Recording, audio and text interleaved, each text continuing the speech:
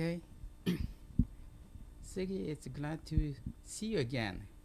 Every Nice. time I come to the United States, I cannot afford to miss meeting you because we have a great remembrance.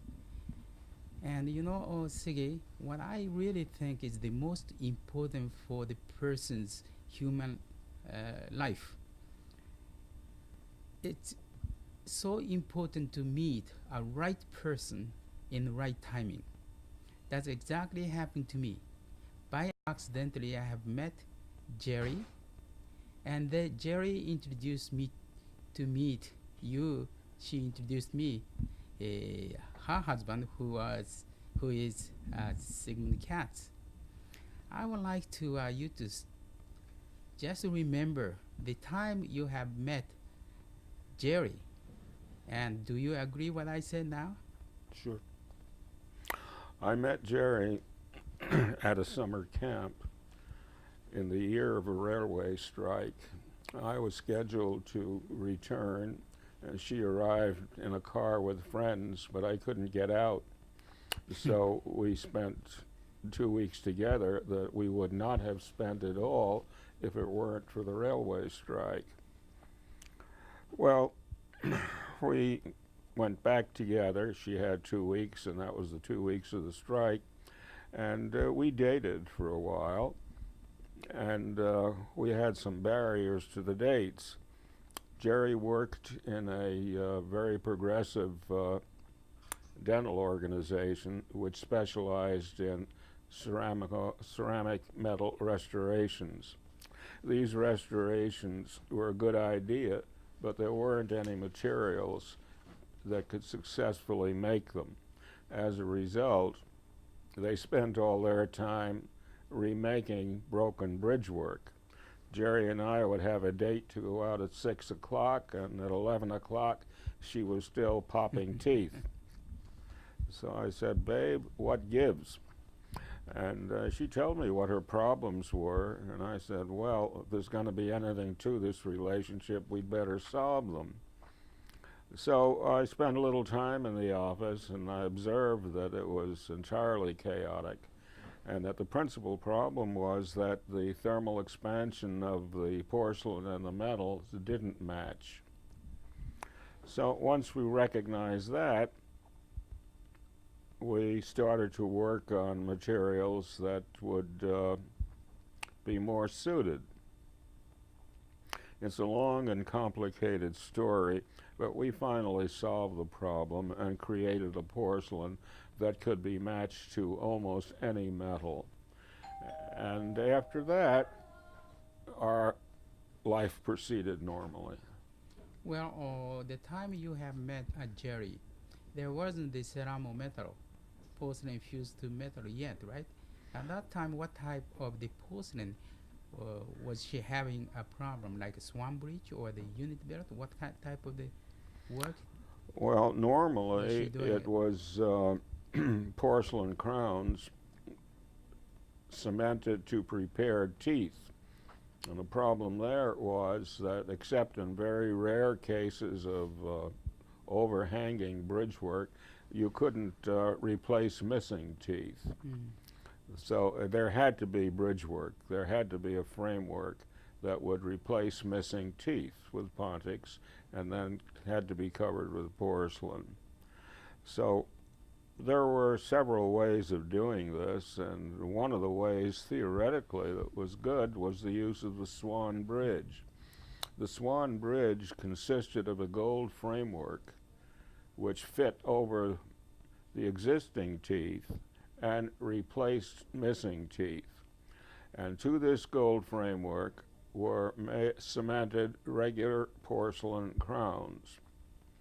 And in theory, this was very good, but practically, the problem was that there were two cement lines at the gingival. The first cement line, of course, was the Swan Bridge itself, and the second cement line was the line of porcelain cemented to the bridge, and that became ugly. Mm. Not only that, but it caused infection and all kinds of things. So that it was a good theory, it was a good idea, but it didn't work. And the only other thing was cast bridge work to which porcelain was fused or cemented. And that's about it. That the unit built. Unit bit, yeah. Right. So that was the popular too, right? Around Yes. that time. Right. And long pin facing, reverse pin facing, and so forth. Probably, yes. Probably because before the PFM, actually a name PFM is from you, Mm-hmm. right? So actually the objective of yours was to help Jerry, and that was the really beginning of idea of PFM, wasn't it? Yeah, I wanted to date her, and I couldn't date her as long as she was in the office till 11 o'clock. But we gradually worked it out, and subsequently it worked out well enough, and we got married. I see. Well, I would like to remember something about how we met each other, and when I met Jerry was, and did you hear something about this from Jerry? Oh yes, Jerry explained it to me very well. There was a league of dental craftsmen, owners of dental laboratories, who held educational meetings periodically. At one of those meetings, Jerry was invited to show her carving techniques and things like that. Masahiro heard about it, and since he was very modest, he sat in the back. But Masahiro was this big, and the rest of the guys were well fed, and they were this big, and the net result was that he couldn't see a damn thing. So after the presentation, Masahiro walked up to Jerry and said, "Please, I couldn't see you carve. Could you carve something for me?" And Jerry looked at him and said, "No, you sit down and you carve for me." And so he did, and he got hired on the spot. Well, that really changed my life, and also I really believe uh, working together, three of us works together, that really enjoyable time of 10 years. You know, actually we worked together for 10 years.